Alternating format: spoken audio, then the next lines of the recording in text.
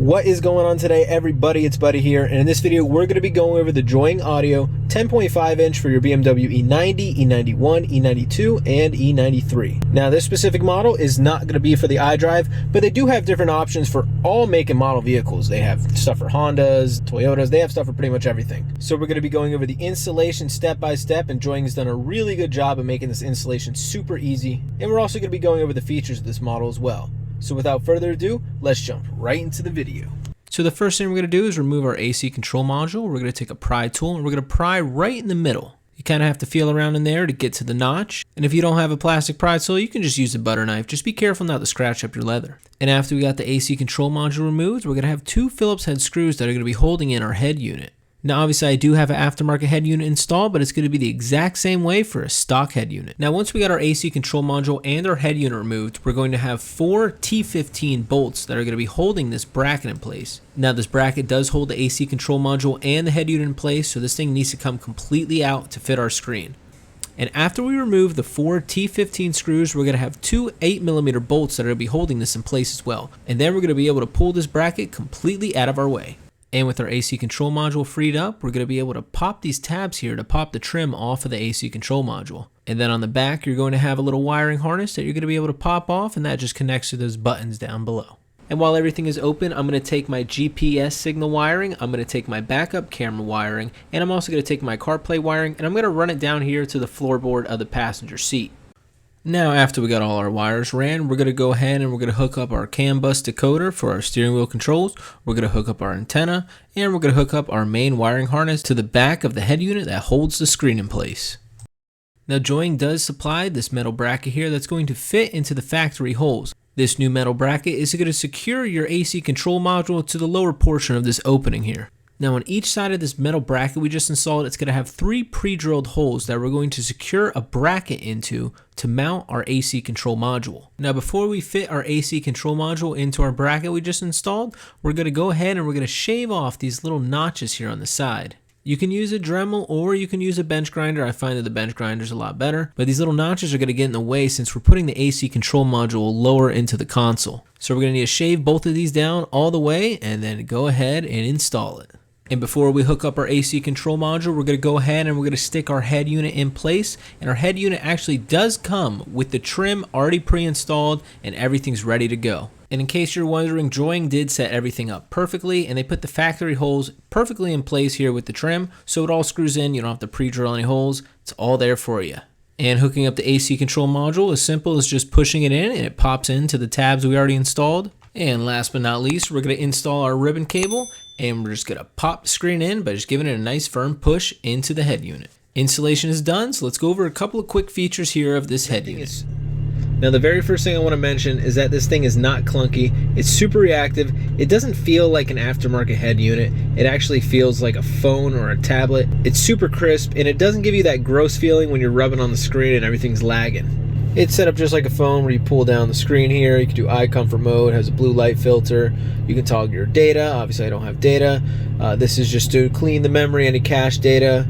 Screen off, so if you don't feel like looking at it, and then you give it a tap, it'll pop right back on. It's going to be just like a phone where you can adjust the brightness, and again, like I said in the settings, you can adjust the brightness so when your lights are on and when your lights are off, so when you drive it dims down at night, and when it's real bright outside and you have your headlights off, it will be brighter for you so you can see it without any glare. Now I do live in Florida and I've noticed that even when the sun is almost beaming directly on this thing is so bright in its light setting that you can barely see the sun reflection on it. I believe it does have some kind of anti-glare coating to it as well, so that really helps keep that glare off of it, keeps it looking sharp in the daytime. And for you guys who live in those really sunny states like here in Florida, that is a huge plus.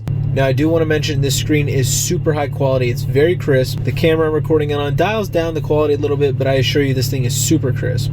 Now for a lot of people who are probably curious, this is going to be the app that I use for my car launcher. As soon as you power it on, this pops up here. And this app is super cool. So you can program everything. So I have my Android Auto here. As soon as I press that, Android Auto comes on. We're not plugged in now. And we have our back button here. And this little thing always pops up. So you can move this around. This is kind of just like a little, since there's no buttons on this, it's kind of a little button thing. You can press back, accelerate, that just cleans out any app that's running. You have your home, your settings. So anyways, we'll just go back. Now you can make apps launch, like I make this app launch as soon as it turns on. You go to your settings here, click user, we'll go down to application settings. Our car launcher is on, and this is what launches as soon as it starts up. So when you power on the car, what's gonna happen is that it pops up right here, just like this. BMW symbol pops up, and then everything loads up. Now you can also change the middle here. You can do your navigation, so if you got your Google Maps on, you can do a mile/hour chart, so it goes off your wheel speed sensors. You can change that up to what you're listening to. You can change that up to a compass. Super detailed compass is pretty dope here. We have a cool little clock here in the middle, and it still says BMW. Honestly, I just like to keep it right here on my BMW logo. On this app, you can change if you want these to be green, or if you want, I mean, you can pretty much change almost everything on this app. It's super customizable. So again, you can program these buttons to open up different apps. So radio here, it's gonna open up your radio. So we'll get out of that. So let me show you guys some main functions here of the system. So obviously we're gonna have Android Auto, which is CarLink. I'm gonna show you guys that here in a second when I plug up my phone. Now this thing does come with SIM card compatibility. So if you wanna get like a $10 a month phone plan for this thing, it'll actually have data, so you can use your navigation system, you can use Google, you can download games, you can download all kinds of things. Obviously, I don't have this hooked up to Wi-Fi right now, and I don't have a data plan on it because I do use CarPlay, but it is the option. It's pretty much just like a full-blown tablet. Now, obviously, it does have widgets and everything. You can move, you can delete, you can put new widgets on there. We got the weather going on. This just reads off of your car's thermometer, and obviously it's 3:32 a.m. It reads off your car's computer. It has the multi-tab system here, just like a phone would have, so you can go through and you can delete all your running apps at the same time. Now, also, when we throw the car in reverse, it does have a backup camera. You see, it did take a little bit to turn on, so there's a slight delay with the backup camera. My backup camera, obviously it's not set up here, but right when you throw it in reverse, it realizes the car's in reverse. It goes to the computer right here to this head unit, and it'll turn on your rear view camera. It's also hooked up to the steering angle sensor here in your vehicle, so when you turn the wheel right, it's going to give you the guidelines to tell you where you're backing up to. Over here on the side, you can click this, and if you have sonar, you can use your sonar. It'll tell you exactly where you're heading out here. Also, you can just do different styles here. It really doesn't matter. You throw it in drive, you throw it in park, it's gonna bring you right back here to the home screen. Another cool little feature that comes here with this, if you open the door, it'll actually tell you which door's open. And if you pop the trunk, your trunk's open, it'll actually tell you your trunk's open as well. Now, I do want to apologize. The quality is going to be a little dumbed down here. The camera's going to try and bring out a little more color here. It doesn't do a very good job, so you're getting some kind of bad quality here in my picture, so I apologize for that up front. We're just going to go over a couple of settings here. Obviously, SIM card compatible. Now, device. Now, it does have a full-on equalizer here, so you can adjust everything. It does have different things. We have default. You can set different things here, so rock music, soft, pop, hall, so you can play around, see which one you like. Now, I do want to mention, as compared to the stock radio, it makes the quality of your car speakers really come out. This thing is super high tech when it comes to sound, and it really makes your car sound super crisp, brings out the mids, brings out the lows. This thing is awesome for bringing out good sound quality. And then obviously you're gonna have your subwoofer control if you do have a sub. So we'll go to general, and you can see it has a bunch of different settings here.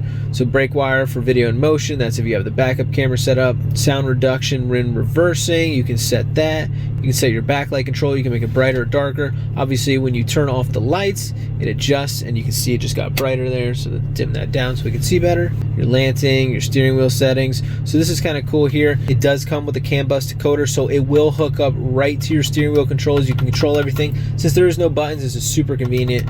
You can go up, down, and you can actually set, see, press and hold whichever button you want on the steering wheel. You can kind of set it to wherever you want. You can play with these settings. You get your steering wheel buttons exactly how you like them. And obviously, like I said, this thing is like a tablet. So if you go to your Google settings, it'll bring you up just like it would be on a phone or a tablet. All your Google settings you can toggle with, and your system settings here, developer options, date and time. You can set all that stuff up. But everything actually comes pretty standard. I didn't have to set the time. I didn't have to set really anything. It all just came pre-programmed to the steering wheel, to the thermometer, from the time. I mean, this thing is super smart. So let's take a look here at Android Auto. Let me swap out the phones and give you guys a look.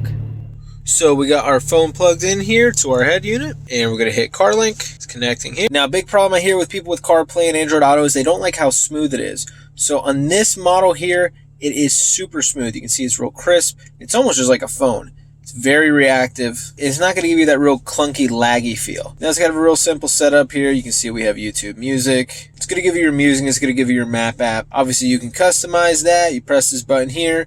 You can pick and choose what you want here on your front. You can also download different apps, everything for your CarPlay. Customize it. It'll make you do it on your phone. As soon as you open up your phone, it'll actually be ready.